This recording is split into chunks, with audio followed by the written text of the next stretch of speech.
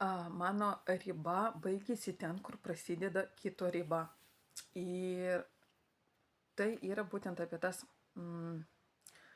kad ir empatija kartu, ir savivertė, ir savo gyvenimo, būtent savo gyvenimo gyvenimą.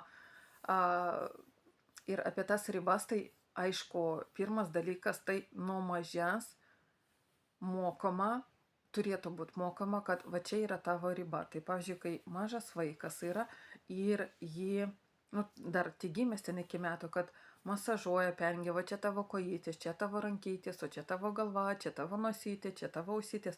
Tai yra, kad mes apibrėžiam, mokinam jo vaiką ir atrodo mums, kad jisai dar mažas, nieko nesuvokia, tikrai viską suvokia, jisai sugeria, jos smegenys sugeria visą tą informaciją. Ir būtent, kai mes čiupinėjam, parodom, glostom ir pasakom, kad čia yra ta rankytė ar kojytė, ir jisai pradeda suvokti, aha, tai čia yra tas mano riba, kad va čia baigėsi mano kūnas. Ir jisai tada suvokia, kur yra mano riba. Tada, aišku, augant, tos ribos didėja, taip, nes ribos yra ne tik fizinės, yra ir psichologinės, ir materialios ribos, ir intelektualinės, ir būtent seksualinės. Kiekvienas turi tą savo ribą ir tada už tą ribą yra didesnė atsakomybė. Tai augant didėja riba ir didėja atsakomybė.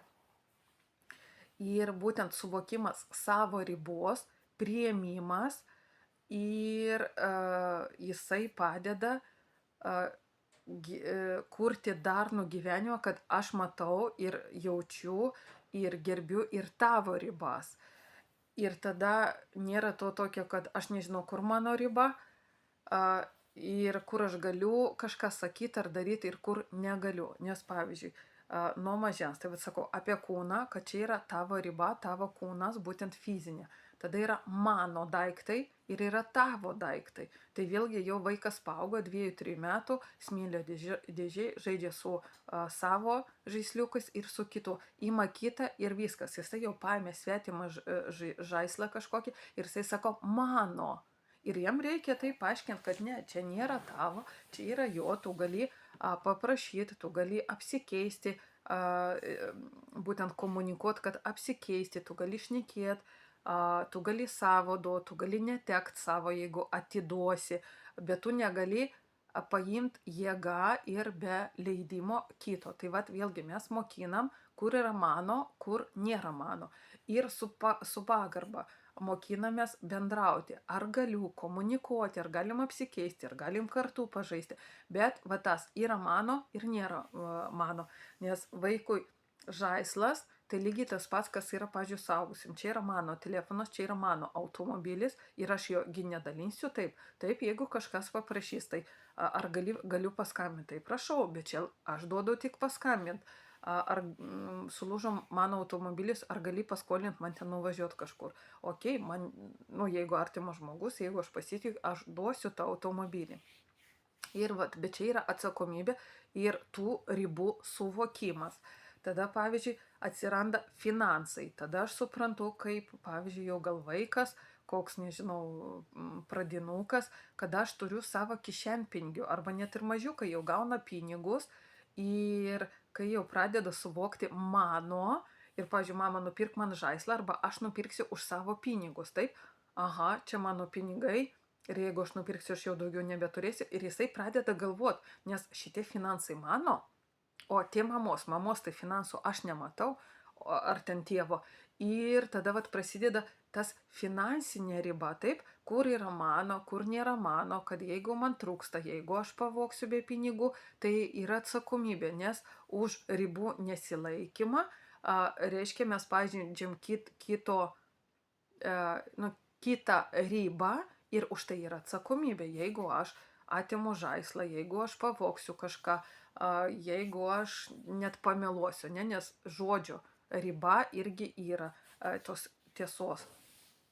Tai vėlgi finansų riba yra ir ta riba, ar aš išleisiu visus pinigus, ar aš išleisiu tik dalį pinigų, nes iš tų pinigų man reikės gyventi, nes va tie tie dienpinigiai, tie vaikų, dieve, kaip jie vadinasi, nu kai vaikam duoda kišenpinigiai, kai duoda, tai jisai mokinasi su jais elgtis.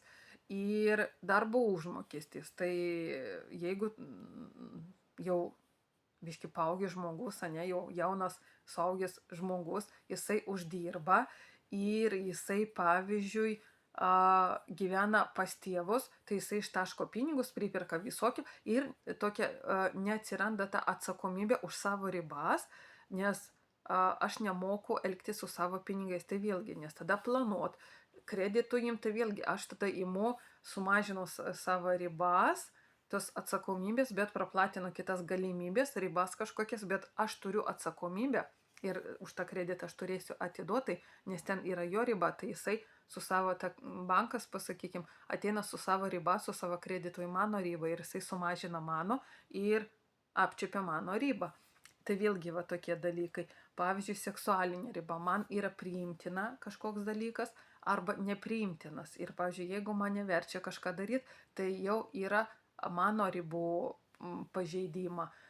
Taipogi, jeigu kažkas kitko nori ar nenori ir aš turiu atsižvelgti, nes jeigu aš noriu, būtent ten intimiuose reikaluose, tai jeigu aš noriu, tai aš turiu atsižvelgti ir į kitą, nes mes sąveikaujam ties dviejų ribų. Tai intelektualinė, pavyzdžiui, irgi jeigu, kaip pavyzdys, aš negaliu primest kažkokiu savo požiūrio, būtent intelektualaus, kitam, kaip ir kitas, nes jeigu toks paprastas pavyzdys, aš mėgstu keliauti, o kitas nemėgsta keliauti ir aš kaip čia išvis nekeliauti šitam gražiam pasauliu, o tai ką aplamai daryti, o jisai, pavyzdžiui, kiekvieną penktadienį, šeštadienį tiesiog alučio atsigerti, ne? Ir jam čia yra jo intelektualinė riba, o mano yra, aš galiu negerti arba atsigerti ten, kada noriu.